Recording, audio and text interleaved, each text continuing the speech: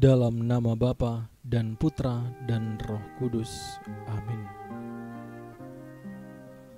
Umat beriman yang dikasihi Allah, mari kita siapkan hati untuk mendengarkan sapaan-Nya. Inilah Injil Yesus Kristus menurut Lukas. Dimuliakanlah Tuhan. Yesus berkata kepada murid-muridnya, "Ikatlah persahabatan dengan mempergunakan mamon yang tidak jujur, supaya jika mamon itu tidak dapat menolong lagi, kalian diterima di dalam kemah abadi. Barang siapa setia dalam perkara-perkara kecil, ia setia juga dalam perkara-perkara besar. Dan barang siapa tidak benar dalam perkara-perkara kecil, ia tidak benar juga dalam perkara-perkara besar. Jadi jika kalian tidak setia mengurus mamon yang tidak jujur, siapakah yang akan mempercayakan harta sejati kepadamu?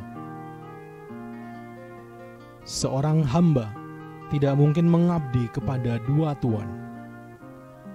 Karena jika demikian, ia akan membenci yang seorang dan mengasihi yang lain, atau ia akan setia kepada yang seorang dan tidak mengindahkan yang lain.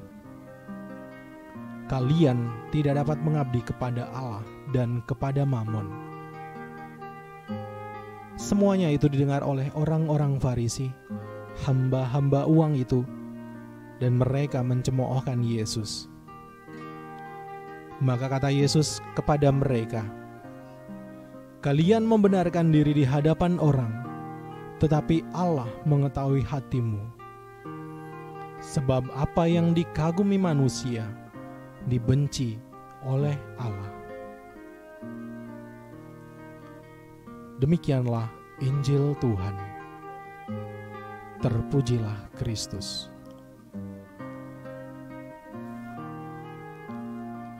Tetapi Allah mengetahui hatimu. Umat beriman yang terkasih, di depan hamba-hamba uang, Yesus menegaskan bahwa tidak ada orang yang bisa mengabdi kepada dua tuan, kepada Allah dan kepada mamon. Mereka mencemoohkan Yesus. Mungkin terdengar terlalu naif bagi hamba-hamba uang yang berpenampilan selayaknya hamba Allah. Alih-alih mengikat persahabatan dengan menggunakan mamon yang tidak jujur, rupanya mereka sudah terjerat dan terikat oleh mamon itu sendiri. Dalam hidup ini, kita akan bertemu dengan banyak hal-hal besar, dan sebagian besar manusia bermimpi untuk bisa melakukan hal-hal besar, menjadi orang besar. Namun sayangnya, tidak semua dapat menyadari bahwa tidak ada orang besar yang tidak melalui hal kecil dan sederhana. Tidak ada kebesaran tanpa proses yang sulit dan panjang. Maka ketika kita tidak belajar terlebih dahulu dalam hal yang kecil, kita hanya akan menjadi sosok yang tertelan dalam kebesaran, menjadi orang-orang yang terikat. Pesan Yesus sangat sederhana. Mulai dari perkara kecil untuk bisa dipercaya dalam perkara besar. Setia mengurus mamon yang tidak jujur untuk bisa dipercaya mengurus harta sejati. Di tangan orang yang setia dan jujur, mamon pun bisa menjadi sarana yang membawa keselamatan. Sedangkan di tangan orang yang tidak setia dan tidak jujur, harta sejati pun bisa menjadi sia-sia. Maka jadilah hamba Allah yang mempunyai sikap dasar ini, setia dan jujur dalam setiap perkara dan harta. Jika kita hanya mengabdi kepada Allah, maka segala hal yang dipercayakan kepada kita niscaya mampu kita pegang dalam tanggung jawab dan kesetiaan kepada Allah.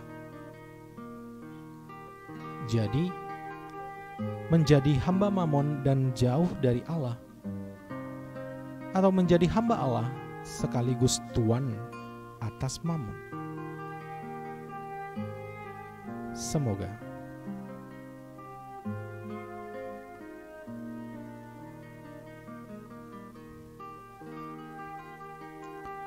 marilah kita berdoa. Ya Allah, sumber kesetiaan sejati, berilah kami rahmat Roh Kudus-Mu, sehingga kami dapat menjalani tugas dan tanggung jawab kami di dunia ini dengan baik. Secara khusus, ajarlah kami untuk hanya mengikat hidup kami pada kehendak-Mu. Jangan biarkan kami terlena dengan harta dunia, sehingga kami mulai tidak mengindahkan-Mu. Biarlah seluruh hidup kami menjadi milik-Mu seutuhnya, sebab Engkaulah Allah kami, kini dan sepanjang masa. Amin. Kemuliaan kepada Bapa dan Putra dan Roh Kudus, seperti pada permulaan, sekarang, selalu dan sepanjang segala abad. Amin. Dalam nama Bapa dan Putra dan Roh Kudus.